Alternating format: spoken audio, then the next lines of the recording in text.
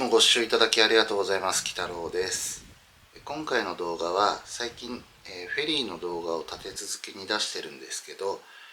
ユーザーさんだったり仲間に北海道行く時にどの航路がいいの、おすすめ、あとはどこが安く行けるっていうのを結構聞かれますので、今回一覧にまとめてみましたので、ぜひ最後までご覧ください。で、最後には、この航路だけはやめた方がいいよっていうのもお話しします。それでは本編どうぞ。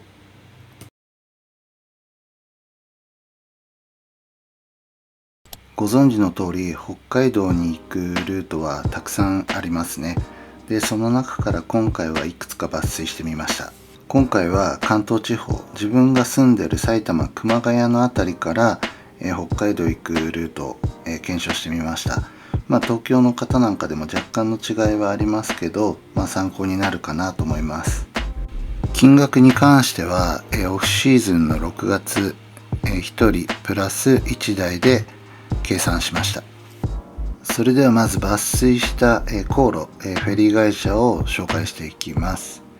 まずは首都圏から一番近い大洗発苫小牧行き、商船三井フェリーサンフラワーですね。こちらのフェリーがまず一つ。続いて新潟発小樽および苫小牧東港行きの新日本海フェリー、こちらが2つ目で、苫小牧行きは秋田経由になるので秋田は除外してます。次が仙台発苫小牧行きの太平洋フェリー。次が青森県の八戸市から苫小牧まで行ってるシルバーフェリーですね。でシルバーフェリーは八戸室蘭の航路もありますけど、そちらは除外してます。以前宮古まであったんですけど、今は運航をやめているのでそちらも、紹介してないです。で最後が青森市まで行って青森市の、港から函館行きの津軽海峡フェリーおよび青函フェリーですね。ここにピックアップしてみました。大間は、除外しました。一応自分は、大間も含めてこの、航路すべて乗船したことがあります。でそこでね、いい悪い、おすすめとか紹介できたらいいなと思います。まずは港までの距離や高速代、燃料代、そして5メートル未満の車両1台と大人1人の金額を、計算してみましたので、そちらからいきます。でまず大洗、苫小牧の商船三井ですね。こちらは走行距離が、埼玉県の、我が家からだとですね、羽生インターが近いので東北道の羽生から大洗水戸かな、走行距離は122キロ、圧倒的に短いですね。でこれはもう大きなメリット、商船三井に乗るメリットはここかなと思います。乗船時間はそれに反比例して17時間45分で一番長いですね。で高速代も3420円で一番安い。燃料代が1952円、1リッターあたり160円で燃費を10キロで計算してます。でフェリー代が34,160円で合計39,532円となります。続いて新潟発小樽苫小牧行きの新日本海フェリー。新日本海フェリーは関越自動車道の花園から新潟西インターチェンジ、走行距離が241キロ、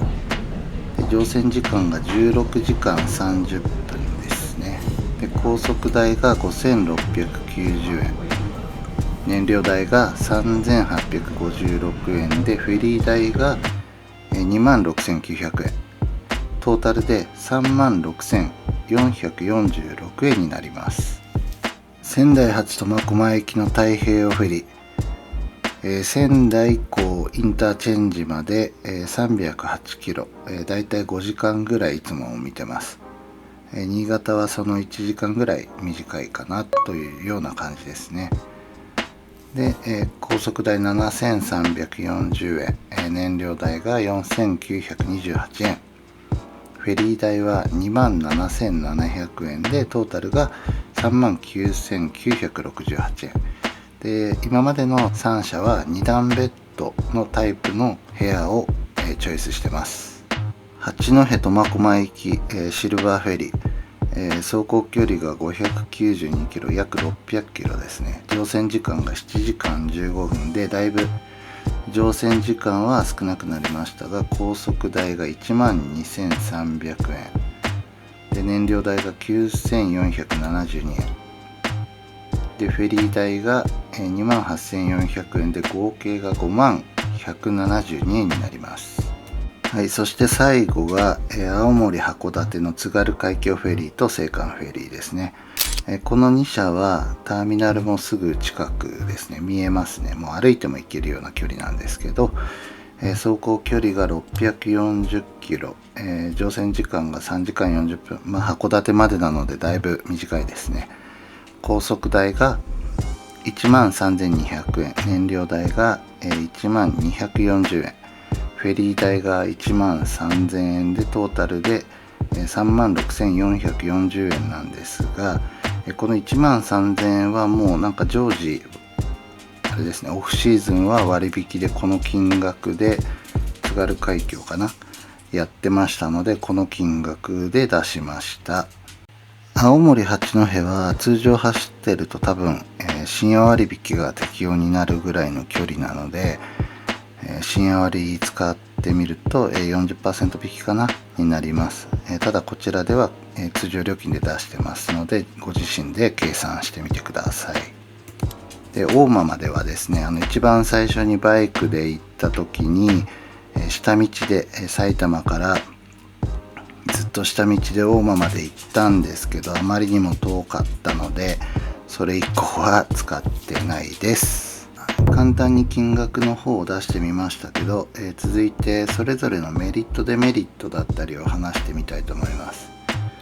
まず青森航路ですが、函館にね行きたい人なんかはもうここ一択になるのかなと思います。行きか帰りね、青森航路、津軽海峡、青函フェリーを使って函館寄って帰ってくるっていうのもありかなと思います。